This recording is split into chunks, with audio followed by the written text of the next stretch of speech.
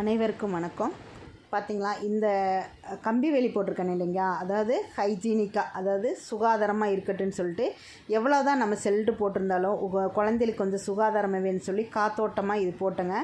இப்போ குழந்தைங்க அதிகமானால இந்த கம்பி வேலி பத்தாதனால மறுபடியும் பக்கத்தில் ஒரு சென்ட்டுக்கு கம்பி வேலி போடலான் இருக்கேன்.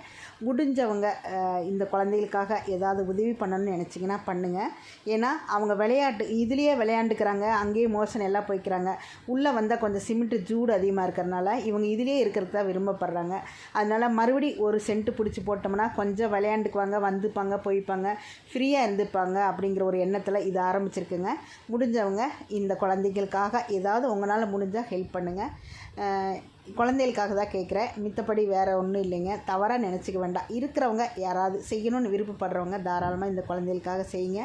நான் நாளைக்கே வேலையை ஆரம்பித்து உங்களுக்கு அப்டேட் பண்ணுறேன். நன்றி, வணக்கம்.